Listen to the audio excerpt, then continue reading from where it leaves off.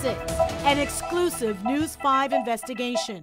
She's a teenage driver who admitted to hitting a 12-year-old and leaving him to die on the road, with a history of bad driving after she hit the child. I don't see how she got into one accident and another accident and get multiple tickets, and y'all didn't stop her. Eventually turning herself in to police. She's facing an aggravated murder charge. But we just learned she should never have been driving by herself in the first place. It's concerning to me the number of people that we see that continue to drive and operate a vehicle when their privileges have been suspended. Even though she admitted to hitting and killing a 12-year-old with her car and then bragging on social media about continuing to drive, we are learning Starlisha Lewis was never issued a valid driver's license to begin with. So we brought our story to the prosecutor's office, and investigators were able to prove that she's been driving without a license and driving recklessly. News 5's Megan Hickey has been following this story for weeks now. Megan, what is the latest? Well, Amir's family is asking, what does it take to keep this woman from driving, terrified to hear that she's put other families in danger. It's been 1 month. I try to get him to breathe. Breathe, Amir. Breathe, Amir, breathe. Since I first talked to Amir Mitchell's grieving mother, Nevada Clark. Horrified to see that the woman charged with hitting and killing her 12-year-old boy was posting about driving and getting into accidents while out on bond for aggravated vehicular homicide. And what's worse, we discovered she's never had a valid driver's license.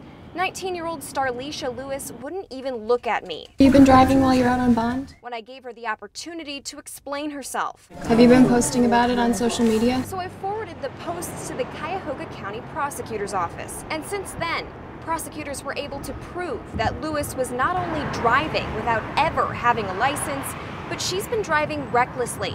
Pulled over on 3 separate occasions and arrested twice since Amir's death. First by Willoughby Hills Police, where she was speeding and even charged with giving a fake name.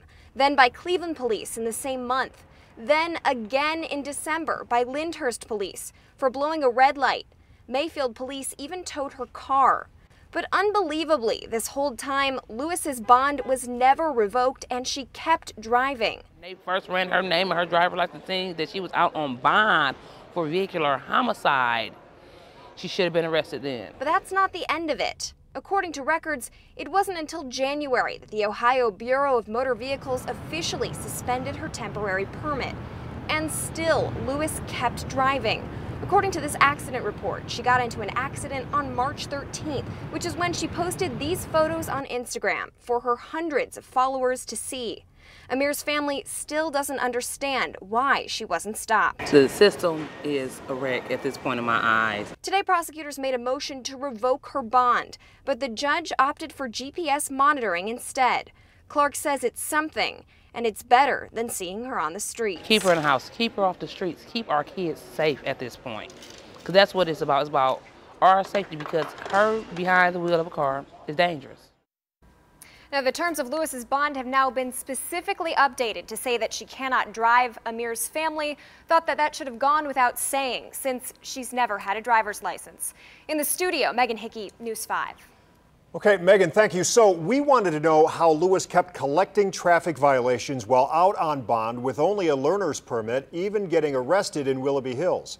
Mona Kosarabi spoke with the police chief there, and Mona, he says this is an example of a bigger issue regarding repeat offenders on the roads.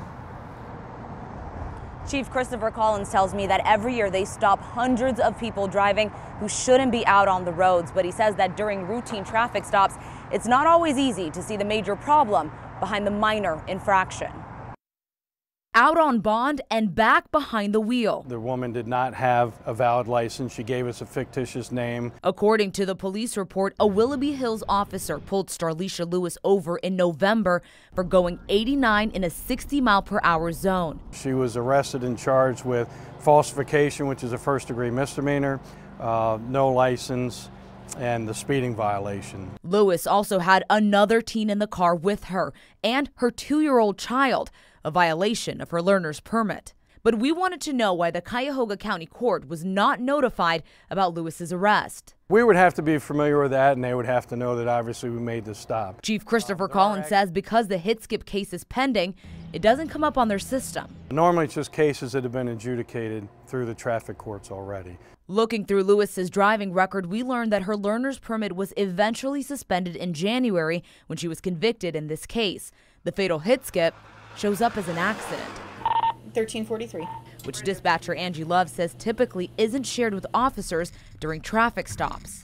Only if they ask about it, upon request. It's not something that we normally give back. By March, Lewis was back on the road, involved in another crash. There has to be some way, I guess, that we can, get that information and keep them from getting behind the wheel, but I don't know that I have the answer to that.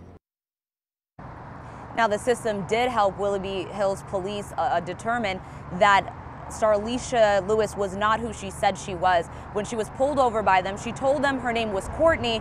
They ran her name through the system and realized that it didn't match up.